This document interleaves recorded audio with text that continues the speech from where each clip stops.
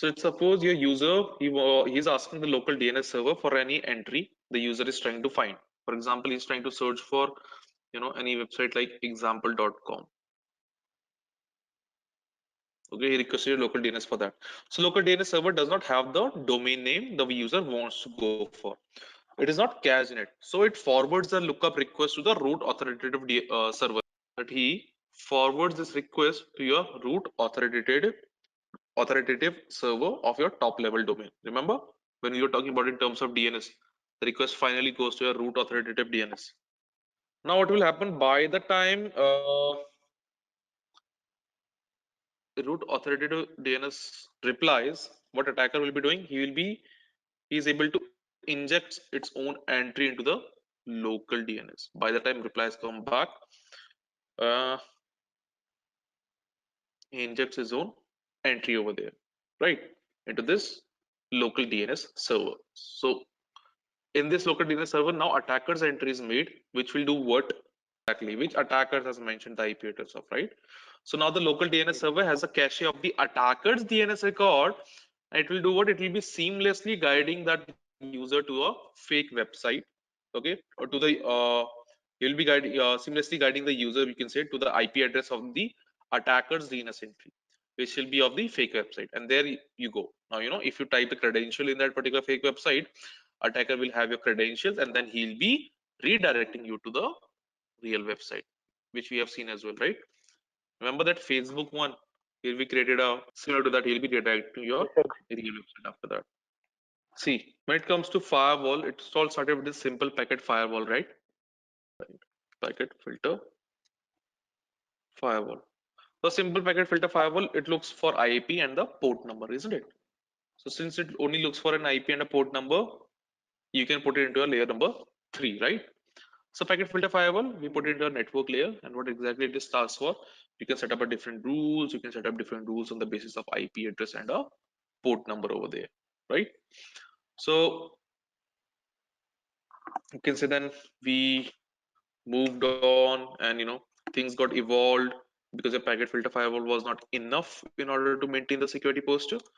Your circuit level gateway also came into the picture. So this particular firewall, it works as at session layer, and what it does, it determines whether the particular session should be allowed or not. Basically, that means you requested for, let's say, facebook.com. Your request, it will be going to a proxy somewhere in between. Now that proxy will decide whether your request will be going to Facebook, or whether you get an error message that you're not allowed to browse Facebook inside company's network, right? So moreover, all the requests that are leaving a system, destination for all requests is always going to be a proxy, right? In this, like, if you talk about in terms of practicals in CH, if you go for, you will also see tools like the proxy servers like burp suit. So all the requests which you're sending across, all those requests will be going to your burp, and burp will be deciding whether that request will go to the internet or not, right? So similarly, what we can do, we can set up a proxy level, uh, a circuit proxy firewalls in the network, which will decide whether to allow or prevent any particular data stream. Okay, so they will not work on filtering a single packet. They do not work on filtering any individual packet for that matter. Now you got something for in place for determining session whether they should be allowed or not. So again, it was not enough to maintain security posture, so we introduce your application level firewall. So by the name, now you can tell me at which layer does it work. That is a application layer, correct? So that means now it can also see all the application traffic. Application traffic as in traffic that is going through your protocols like FTP, Telnet, FTP, or HTTP, HTTPS, and all that part, right? It will be checked whether it is proper or not. That is application firewall. There is one more thing, that is a DMZ. So DMZ, it's a demilitarized, where you can put your web server, mail servers, file sharing server, that sort of thing, right?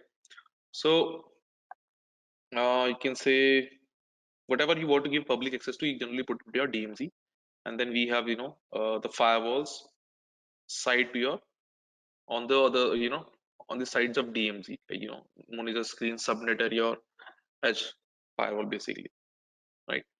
So that's happened here. DMZ. So whatever you want to give public access to, you put into your DMZ zone of it. One will be protecting from the for the internal traffic, for the internal, not to get inside your you can see this corporate network. If you remember, we talked Okay, about okay. Sony and see two firewalls are there, right? Firewall 2 will be protecting the internal network. Firewall 1 will be there, still which will be protecting it. But still, after firewall 1, you can go for the DMZ. But on the other side of the DMZ will be a firewall 2, which will be protecting your internal environment. So every organization see, or every organization, they consider internet as untrusted, right? And they consider your Yes, internal as your trusted network. Internal one, right, is always your trusted internal secure network, and external is always your untrusted insecure network. So anything which you want to give access, that should be access from the internet, you put it into your DMZ. So when yes, you go to Sony Entertainment, you can access their web front and you can see their website, right? So that means their website is hosted in your DMZ. Regarding see firewalls, you can say we have hardware based firewall, we have software based firewall, right? uh, Anything which you install in network, that can be a hardware. Anything you on your system is your software based firewall, right? So software firewall, as in you might have seen in your system also, we have firewall option, right, in your Windows 10, correct? That is a software based one. Something which you install on network, that can be a hardware one, a standalone hardware device like a Palo Alto and all that. So the network traffic is filtered using the packet filtering technique. It is used to filter out the network traffic for large business networks. Whereas your software firewall, it is a software program which is installed on your computer, just like a normal software. And it is generally used to filter traffic for individual home users, you can say. So it only filters traffic for the computer on which it is installed on, not for the entire network. So when it okay. comes to placement of firewalls, either you can place it on network or in your host in your system. Prefer placing a firewall on each and every individual host is that, like, let's suppose you have a company, you own a company, okay, and you are having 2000 employees with you. So which one is a better option for you? Either you have to buy 2000 licenses of a firewall for each and every employee, or just buy one hardware firewall and put it into the network, and it will automatically serve those 2000 employees. Which one is more justifiable? So rather than having 2000 firewalls licenses, I Yes, would have yes. one and I will simply install it in my network, right? So that's how you design different network based architecture on the basis of your requirement actually, and which one suits you the Yes. best. Then, like, firewall not enough, you can say we introduce your few more inline defenses: IDS and IPS. What is IDS? Intrusion detection system, and IPS is intrusion prevention system. Both are there, like, it is also host based and network based. IDS, what does the IDS do? IDS simply, it detects, it is something that inspect all your inbound and outbound network traffic for suspicious patterns. Remember your SIM tools? So if you remember your SIM solutions in your SOC, what were you doing? You were detecting some things over there, right?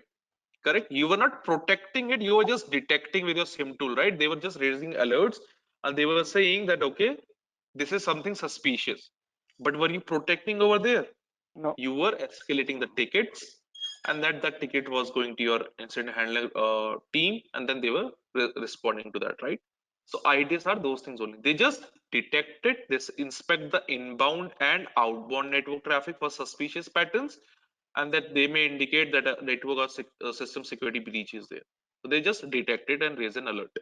Whereas your IPS, it not only just detect, it also protect it.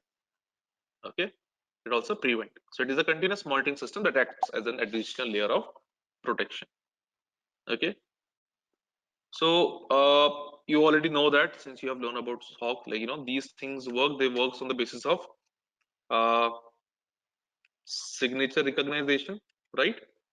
They look out for the signature. Like if there is any malware, I can set up a rule according to that malware, that if there is any file of this, then we have anomaly detection also.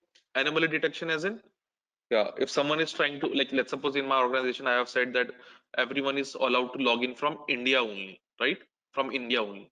So let's say one fine day you got a login from somewhere else. Let's say someone is trying to log in from Singapore, right? And that a user actually sits in India office. So will your IDS flag it? Not normal. Correct. That's an Yeah. anomaly. Because the IDS, it understands the fixed behavior only, fixed behavior characteristics of a particular user or particular system. If it goes otherwise, it will always flag it. Right? So that means it is well set to detect anomalies on the basis of users and their behaviors. You can say protocol based as well. Like if someone is send anyone, uh if you remember that nmap where we were sending the fin scan and all that scan, remember, hyphen sf hyphen sx. So if someone is trying to start a communication by sending a fin flag, is this a genuine way to start a communication by sending a finish flag? No, right? Again, a protocol based anomaly detection. Okay, because you are trying to tamper the protocol for TCP/IP. All right. Then here we have that false positive, true positive, false negative, and true negative scenario. I guess we have already discussed that, right?